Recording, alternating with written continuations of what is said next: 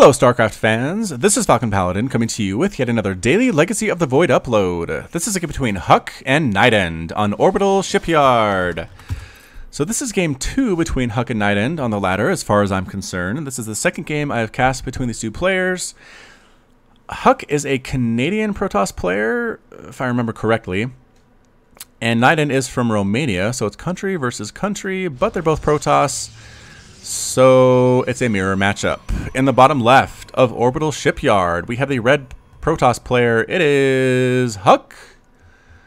And in the top right of Orbital Shipyard, it is the blue Protoss player. It is NightEnD. So mirror matchup, especially in Protoss, seems to be pretty identical. We're going to see gateways coming up, probes coming up at the same time, assimilators as well. There's the assimilator. NightEnD seems a little bit behind on his timings, but I don't think it really matters. In the long run, both players have 16 workers, 17 out of 23 total supply, double assimilator coming up. You really don't see one gas builds coming out of our Protoss players, but yeah, but definitely the double assimilator is the way to go. So the question is going to come up, what's going to happen after the cybernetics core finishes for both of these players? And NightEnD scouting, I love this from NightEnD. NightEnD likes to scout. And again, I know a lot of players don't like to lose the mining time by sending a scouting worker out, but man, knowing what your opponent is going to do is gold. It is worth its weight in gold, Jerry. If you're a lower level player especially, look at this. NightEnD is a pro StarCraft 2 player and he scouts. So do it. That's what I highly recommend, just seeing what's going on here. Now NightEnD, you're going to say, what information is he getting here? Well, what he's getting is it's not a one gas play. It's not a crazy 4-gate, which is something that can really ruin your day if you're not ready for it. But even if you are not, anyway, not super hard to hold up, I don't think, for NightEnD, but checking to see if there's an expansion yet. And no, HuK doesn't have one. He wants to know the timing on that expansion. Meanwhile, HuK is basically playing blind. So again, at this level of play where both players are Grandmaster, both players are professional level StarCraft 2 players, what it basically means is having that essential edge to see exactly what is happening from your opponent and reacting accordingly is the difference between winning and losing more often than not. So HuK is now sending out the probe on the scouting mission. This is probably a more standard time for the scout. HuK recognizing that NightEnD probably isn't going to cheese him. It's not going to be a cannon rush or something stupid like that. But he's going to send his probe out and see what's going on. And the answer is basically HuK is getting a Twilight Council. And what's the tech of choice going to be for NightEnD? Nothing at this point. Getting an Adept. Not choosing to get a Robo Facility quite yet. Or a Stargate or whatever he's going to go for. He does seem to favor the Robo Facility though. So I think that might be what NightEnD chooses to get when he chooses to get that secondary, that tech ability there. The probe taking some shots from the mothership core and being killed by the Adept as well. This base remains hidden for NightEnD. Man, Puck hasn't seen anything. He did see the Robo Facility, actually. If he clicked on that, he knows what it is. Here comes another push from HuK with Adept versus Adept. Psionic Transfer going up to kill some workers, and yes, does get it. Photon Overcharge, though, chasing it away immediately. Good reaction time by NightEnD. Psionic Transfer again coming in. The cooldown on that is not that long. What is the cooldown on that? Whoop, as the Adept comes on in here, try to kill some more stuff. It is 11 seconds. And backing out again. HuK just being really, really annoying with this Adept. I kind of like it. Boop, popping out and just running away. So HuK says, I just wanted to make sure there was an expansion. Did he kill a worker? No, HuK has lost a worker because of that one that was scouting. But NightEnD actually managed to not lose a single worker to this Adept. Kind of impressive after all. Here comes the Psionic Transfer again. Going to try to get in the middle of these workers. No.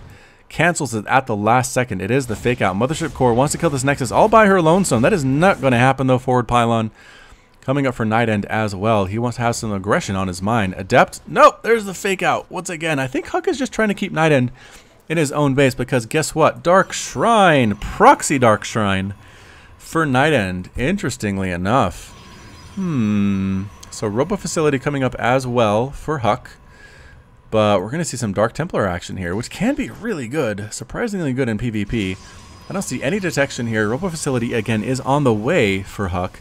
And there it finishes. It's going to be an Observer first. That's usually what people like to get, just because having an Observer is just invaluable in StarCraft 2. No, goes for the Warp Prism instead. And there's no cannons. I don't think there's a Forge either. I don't think HuK has any idea or any ability to deal with cloaked units, which could be a bit of a problem for him. I'm not going to understate it. Dark Shrines take forever to build, though. It's 71 seconds in-game, which I know feels like, oh, it's 71 seconds, no big deal. But look at this thing. It's just creeping along. Creep, creep, creep, creep. Warp Prism's probably going to try to warp in those DTs again. Okay, now there's an observer in production here for HuK, so that should help a lot in dealing with these DTs, getting Stalkers. At the same time, double pylon coming up in positions for photon overcharges. You don't usually see this prior to Legacy of the Void, but it's definitely standard now. There's the Dark Shrine for NightEnD, and are we going to see any Dark Templar? We are. 3 get warped in here on the high ground. They didn't actually get warped in down here, which is what I expected. So 1 heading up all in this way. The Observer is right there, though, and another one dropping into the natural. Okay, so DT coming on in here, going to try to kill some workers, walks right past those sentries, and the massacre is on. The probes are getting destroyed before they get pulled. They do get pulled, but guess what? There's a DT over here as well. This guy is up to 4 kills. Trying to get another one, trying to kill pylons as long as there's no workers to kill. Photon overcharge going on up, and this DT ends up dead, but there are a bunch more back here going after this Nexus. Again, there's only 1 observer available. Can the DTs actually kill this Nexus? And they do. They get it. They lift on up into the warp prison. They run for their lives, and they escape. They escape with it. The Stalker's looking for that forward, looking for that proxy tech, and they find it coming right on up here. Warp prison here as well for HuK. A little bit neglected right now, but he's busy getting rid of this pylon, getting rid of this Dark Shrine.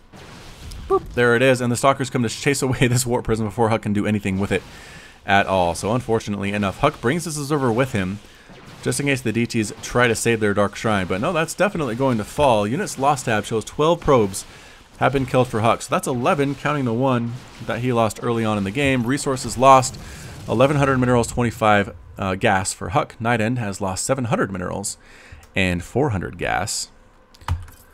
So I think NightEnD looking pretty good at this point, having a 49 to 33 total harvester lead right now on HuK. Yikes, here we come again. HuK trying to even up the score. The Stalker's out of position. Nope, coming back on in. Oh, Warp Prism, run for your life. DT pops in. Nope.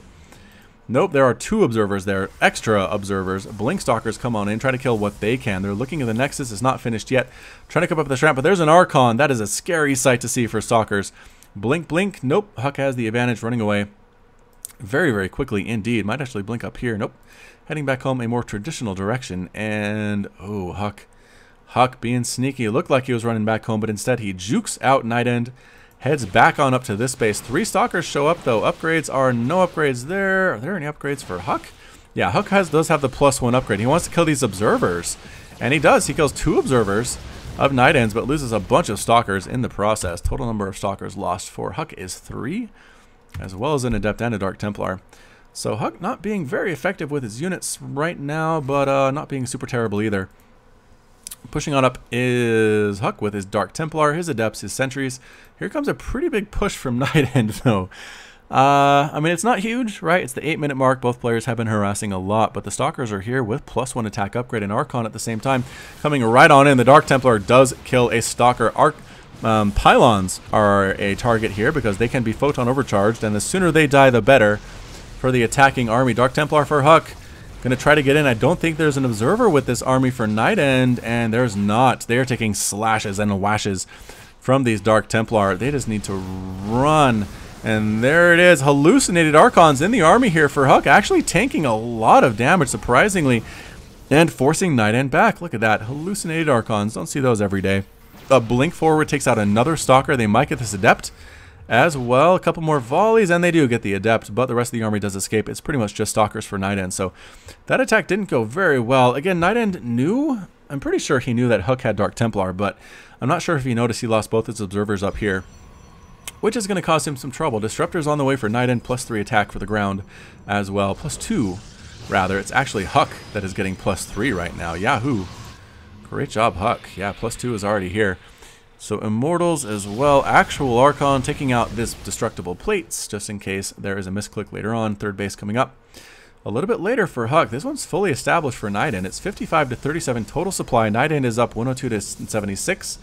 And counting on the Disruptor to make it happen, getting the upgraded speed for the Warp Prisms here with the Gravitic Drive ability, making a lot more gateways, and a Templar Archives in order to make additional Archons. I think that's what it is. NightEnD. Didn't NightEnD have Archons already? No, I don't think he did. Pretty much just Stalkers and Adepts. Did he? I thought he did. I don't know. Either way, Disruptors are here. If you have not seen a Disruptor, this is a treat. Disruptor is here, looks kind of like a bowling ball with levitating stuff, but it doesn't have a basic attack. You'll notice no attack here. The Purification Nova is what it's all about. It shoots out a ball of energy that lasts 2 seconds and emits a powerful nova, dealing 145 splash damage and an additional 55 shield damage to nearby ground units and structures. The Disruptor is immobile while this is active. So it does enough, like 200 damage to Protoss units, which is enough to kill an Adept, kill a Stalker, kill a Sentry. Cannot kill an Immortal, but a couple shots will. Warp Prison coming home for HuK. Here comes the push right up the ramp with a lot of Adepts, and the fake out backed out, canceled the transfer for the Adept. Pushing up the ramp again, feeling safe enough to do this though, and Adepts in the front. Purification Nova on the army for HuK, and killing a Stalker, and I think a Disruptor, or an Immortal died there as well. Warping in more stuff for NightEnD. 151 and 104 total supply, blinking forward and getting one of the pylons, getting the other pylon as well. No, doesn't focus it down. The Adepts in the front again, just here to tank the damage. Immortals are dying, blinking back the Stalkers. They're time warped. Here comes the Purification Nova, and bam, that's it. HuK calls the GG, is defeated, and NightEnD is victorious. So I really think what won it for NightEnD was that Dark Templar attack. I mean, honestly, HuK did have an Observer at the point in time, but he wasn't as ready for it as he needed to be. That caused him the trouble. He lost a ton of workers at that point. And look, NightEnd's lost some workers as well by now, but you'll notice it is 55 to 44 total Harvesters. The discrepancy was greater than that most of the time. So well played there by NightEnD, getting the win off of HuK. Just fantastic play all around, and pretty good game. So this has been Falcon Paladin with yet another daily Legacy of the Void upload. Hit that like button, hit that subscribe if you like what you saw and what you heard today. You can also catch me on Twitch, Twitter, and Facebook, all at /Falcon Paladin, and I would encourage you to stick around at the end of this video to listen to the music that is over my spoiler alert text at the end. Basically, it's just an end slate that shows you where you can find my stuff on social media, and it was silent, but then a subscriber said, "Can I add some music to that?" And I said yes, because I liked it. He sent me some samples. It's pretty cool stuff, so stick around and listen to that. Visit the SoundCloud link at the end as well to make somebody happy. So anyway, that's about it. This has been Falcon Paladin. Thanks again for watching, and as always, you take care of yourself.